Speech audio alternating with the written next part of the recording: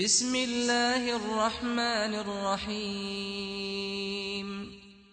عمل کا معیار اس کا انجام ہوتا ہے، یعنی انت بھلا تو سب بھلا۔ رسول اکرم صلی اللہ علیہ وآلہ وسلم۔ حقیقی سعادت یہ ہے کہ انسان کے اعمال کا خاتمہ سعادت کے ساتھ ہو، اور حقیقی شقاوت اور بدبختی یہ ہے کہ اس کے اعمال کا خاتمہ شقاوت اور بدبختی کے ساتھ ہو۔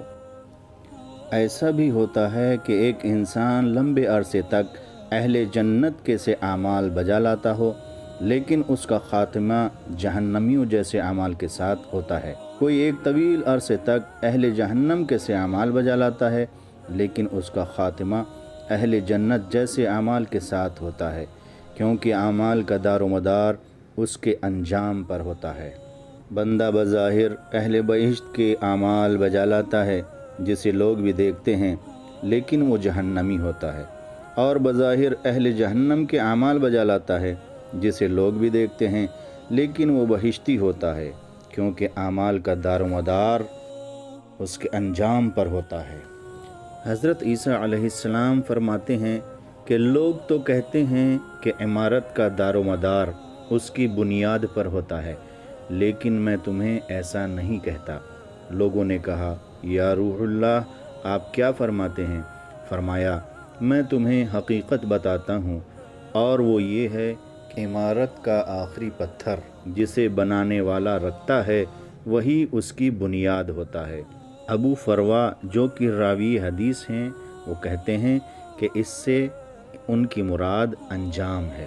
اسی لیے رسول اکرم ارشاد فرماتے ہیں کہ تمہیں کسی کا عمل اس وقت تک اچھا نہیں لگنا چاہیے جب تک تم اس کے انجام کو نہ دیکھ لو، کیونکہ اعمال بجا لانے والا اپنی زندگی کے طویل عرصے یا کافی زمانے تک نیک عمل بجا لاتا ہے کہ اگر اس کی موت اسی حالت میں واقع ہو جائے تو وہ جنت میں چلا جائے گا، لیکن اس میں اچانک تبدیلی آ جاتی ہے اور وہ برے اعمال بجا لاتا ہے۔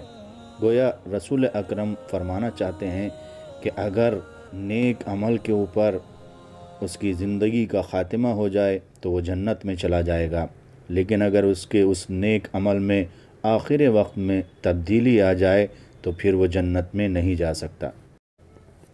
جیسے کہ روایت ہے کہ عمر بن جرموز حضرت علی علیہ السلام کی خدمت میں زبیر ابن عوام کی تلوار لے کر آئے، جسے حضرت علیہ السلام نے لے لیا اور فرمایا، خدا کی قسم، اس تلوار کے مالک نے حضرت رسول اکرم صلی اللہ علیہ وآلہ وسلم سے بہت سی مصیبتیں اور مشکلات کو دور کیا، لیکن کیا کیا جائے کہ اس کا انجام بخیر نہیں ہوا۔ مولا کا یہ کلام بھی کتنا خوبصورت ہے، جس میں آپ ارشاد فرماتے ہیں کہ دنیا ساری کی ساری جہالت ہے سوائے علم مقامات کے۔ پھر فرماتے ہیں علم سارے کا سارا گفتگو ہے سوائے اس کے جس پر عمل کیا جائے۔ پھر فرماتے ہیں عمل سارے کا سارا ریا ہے سوائے اس کے جو اخلاص کے ساتھ انجام دیا جائے، اور اخلاص اس وقت تک خطرے میں ہے جب تک بندہ اپنے انجام کو نہ دیکھ لے۔ اگر ہمارا خاتمہ خیر پر ہو تو پھر ہمیں حاصل کیا ہونے والا ہے؟ امام علی علیہ السلام ارشاد فرماتے ہیں کہ اگر تمہارا خاتمہ سعادت پر ہو تو تم نعمتوں کی طرف بڑھو گے، تمہاری حالت فرما رواں بادشاہ جیسی ہوگی، امن میں ہوگے، ہر قسم کے خوف سے محفوظ۔ تمہارے گرد سفید موتیوں جیسے نوجوان لڑکے شفاف سفید شراب کے جام لیے چکر لگائیں گے، پینے والوں کو جس سے لذت حاصل ہوگی۔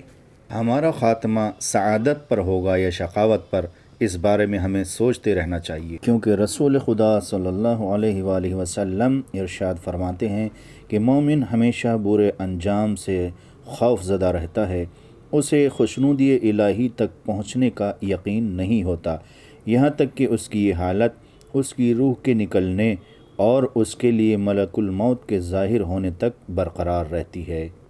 تو پھر ہمیں کون سے اعمال انجام دینے چاہیے یا ہمیں کیا کرنا چاہیے کہ ہمارا انجام بالخیر ہو؟ اس کے لیے امام جعفر صادق علیہ الصلوۃ والسلام ہماری ہدایت فرماتے ہیں، آپ نے ایک شخص کی طرف ایک تحریر فرمائی جس میں لکھا تھا کہ اگر تم یہ چاہتے ہو کہ تمہارا خاتمہ خیر کے عمل پر ہو، یہاں تک کہ تمہاری روح ایسی حالت میں قبض کی جائے کہ تم افضل ترین عمل میں مصروف ہو، تو خدا کے حق کی عظمت کو جانتے ہوئے اس کی نعمتوں کو اس کی نافرمانی میں صرف کرنے سے اجتناب کرو اور اپنے بارے میں اس کے بردبارانہ رویے سے دھوکہ کھانے سے بچو، اور جس شخص کو ہمارا ذکر کرتے یا ہماری مودت کی طرف منسوب پاؤ اس کی عزت کرو۔ پھر امام موسیٰ کاظم علیہ السلام ارشاد فرماتے ہیں کہ تمہارے اعمال کا انجام بخیر ہونا ممکن حد تک تمہارے اپنے بھائیوں کی حاجتوں کو پورا کرنے پر ہے اور ان کے ساتھ حسن سلوک کرنے میں ہے، ورنہ تمہارا کوئی عمل قبول نہیں کیا جائے گا۔